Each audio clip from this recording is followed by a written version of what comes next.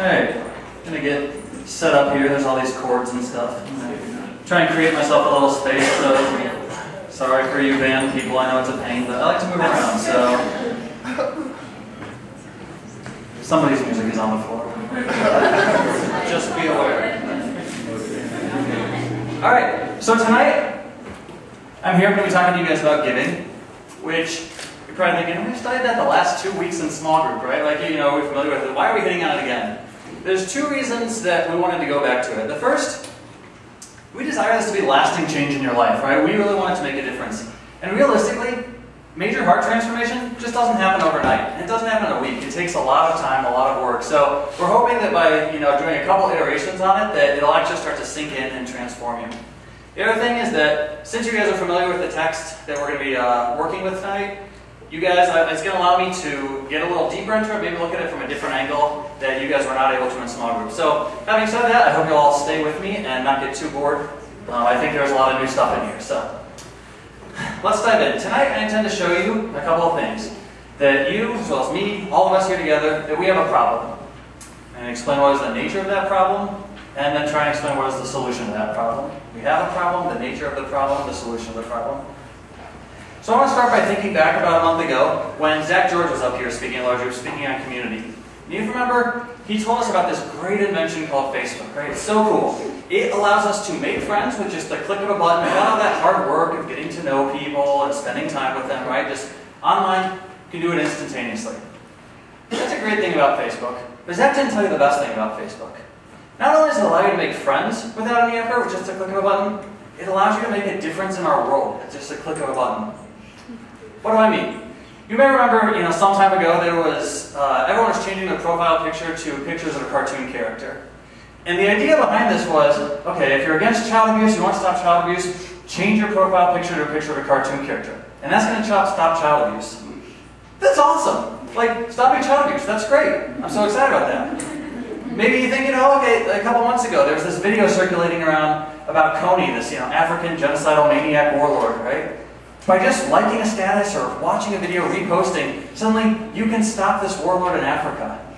Facebook is the greatest invention ever. You can stop genocide and you can stop child abuse with just the click of a button. Mark Zuckerberg should have won the Nobel Peace Prize. That's what it comes down to. This is a big deal, right?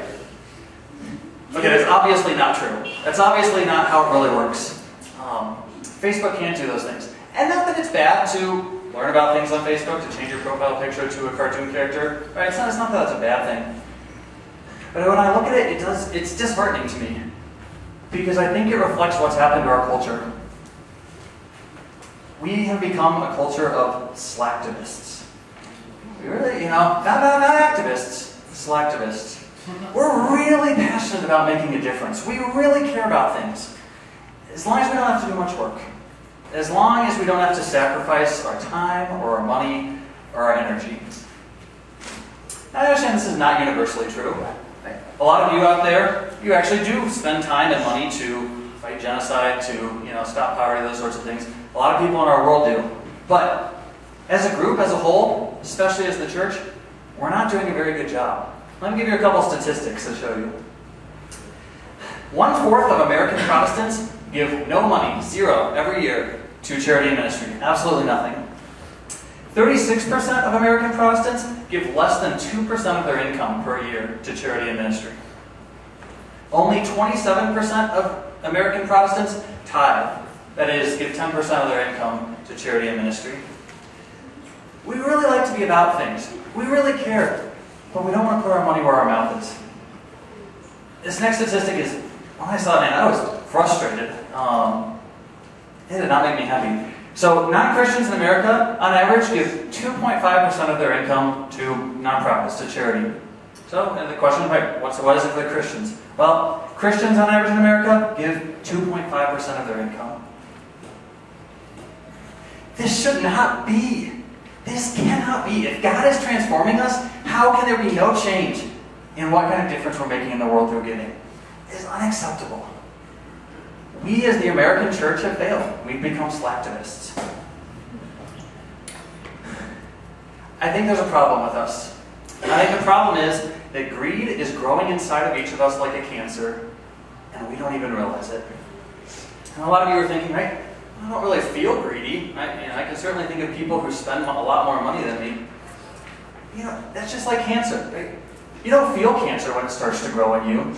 It doesn't become visible until it's grown so big, so disgusting, so destructive that it's threatening your life. I think greed is the same way. It's growing inside of you, it's swelling up, and it threatens to consume you. And just because you can't feel it at work, doesn't mean it's not there. Think about it. No one in the history of the world has ever said, it's just a little cancer, I'm not that worried about it. Right? That's insane. Because they know what cancer is going to become. Same way, no one should ever say, I may be a little greedy, but it's not a big deal. Because that greed is growing. If you don't seek out that greed and eradicate it, it will grow and consume you. I don't think I'm being melodramatic. And I don't think I'm trivializing cancer, right? I understand what the implications are of what I'm saying. I think that greed is this dangerous for you. It is actually threatening to consume you, to be so destructive to your life. It's real. So, I understand what I'm saying. I hope you guys are listening. I've made a pretty bold assertion here, right? I mean, I'm not messing around, I'm diving right in. I'm making this bold assertion that there's this greed growing inside of you like a cancer. So, what's my evidence? Why do I think this is true? Well, I've got two things I'm going to share with you in terms of evidence, how I think that greed might be affecting you even though you don't realize it. First is from my own life, second is from Scripture. So from my own life, I can see two places recently where greed has tried to manifest itself, right? Where I can see hints of greed coming into my life. As Dan said, when I was in college, I studied electrical engineering, and a couple engineers in here, I'm sure. And so when I'm deciding, what I want to do after college, I was split between grad school and coming on staff. And I decided to come on staff, obviously. Part of that process was understanding the fact that I'm taking a big salary cut, right? I'm probably making like a third of what I would be making if I was an engineer right now. And so that right there in itself is an act of generosity, right? Like this understanding that I'm going to do what God's called me to, in spite of the fact that I'm going to make a lot less money doing it.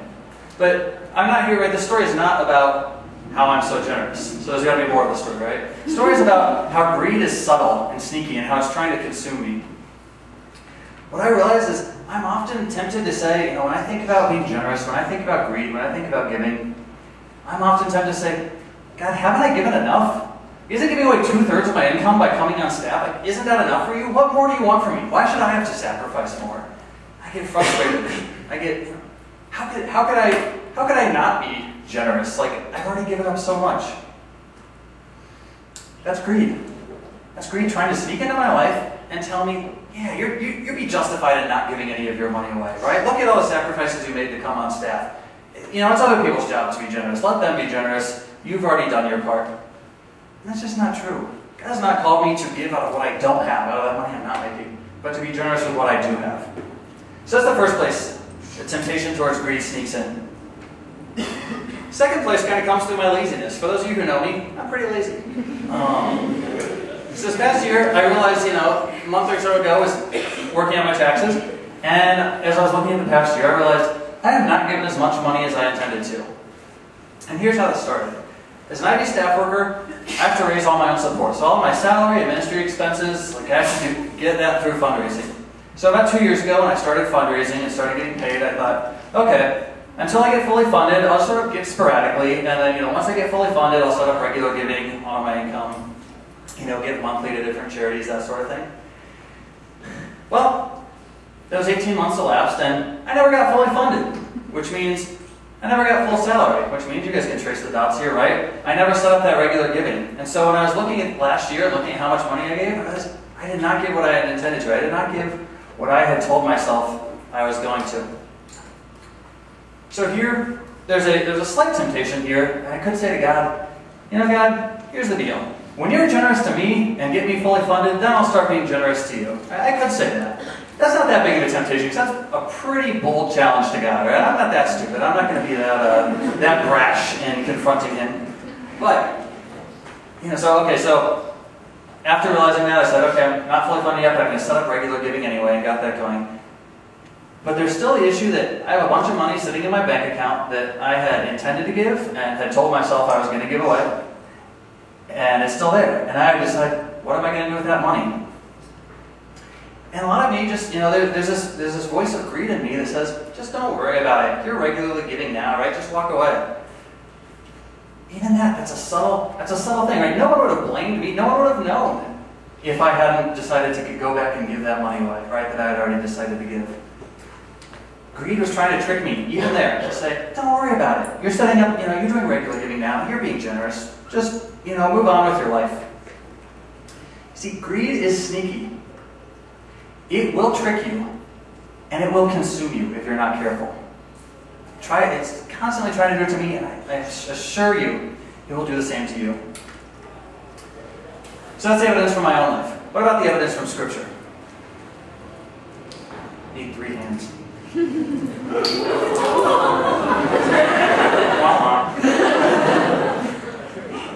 Should have opened it before I came up here. I don't know where the cap is, so I'm going to put this over here. Okay, evidence from Scripture. Do you guys realize how much of the Bible is about money? We studied Luke in small groups last semester. You guys would hopefully remember. Do you realize that 1 out of every 7 verses in Luke deals with money? That nearly a third of Jesus' parables are about money?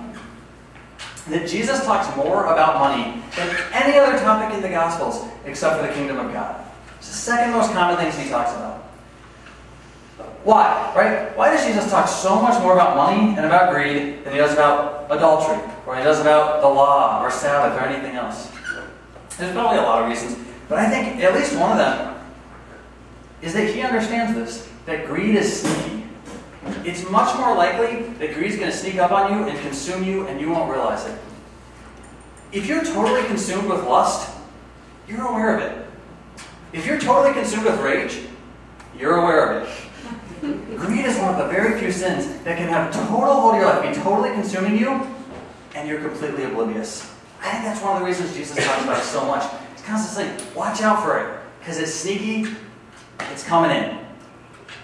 So, again, I propose to you that for the rest of this talk, your working assumption should be that you are probably affected by greed and consumerism and don't realize it. I don't know all of you, I'm not sure that you are, but just statistically, most of you are, right? Maybe statistically, like the front row over here isn't, and everybody else is. So work under the assumption that it's probably affecting me, and I don't realize it. Think about it. If money is the second most common thing Jesus talks about, don't we at least need to listen? Don't we at least need to take seriously that maybe there's a point on that maybe this is going on in my life? So, stay with me the rest of the time. We're keeping that assumption in mind. So this has been pretty dramatic, and, hopefully without too much aggression, I have convinced you that you may be afflicted with this cancer called greed. So let's talk about what is the nature of this problem, right? To figure out what we're going to do with it, we need to figure out what it is. So I'm going to take us to Colossians 3. In Colossians 3, Paul says, "Put to death, therefore, whatever belongs to the earthly nature, sexual immorality, impurity, lust, evil desires, and greed, which is idolatry." Oh, there we go. Okay, greed's idolatry. Got it. What do we do with that, right? None of us are sitting there bowing down to piles of money. So, what do we do with this? Well, I think the first thing, we need a working definition of an idol. So, for our purposes, an idol is simply this. An idol is anything that you give a place in your heart that should be reserved for God. How can you tell if money has become an idol for you? Money has become an idol for you if you look to money instead of God as your source of significance, your source of joy, or your source of security. Your significance, security, or joy. Significance. If you look at money and think, I could just get a good job, make a lot of money, and live in a nice house and drive a nice car, then I'll be somebody. Then I'll matter. Or if you think, if I can just, have fancy clothes, or constantly have the newest toys, a fancy iPad and a 4G phone, all these things, then I'll be cool, then I'll be hip, then people will like me. You're looking at money, and you're taking your sense of significance from that money. Security. If you look at money and think, if I can just make enough money, if I can just get a good job, then I'll be safe from the bad things in the world. Right? This dangerous world, if I can just, get a good job, provide for me and my family, and be self-reliant, then I'll be safe, then I'll be okay. Money has become your sense of security. Maybe the most common one, your joy. If you look out and think, I will only be happy if I can buy whatever I want. If I can go out to eat whatever I want, I can go on fun vacations, I can buy the newest clothes, I can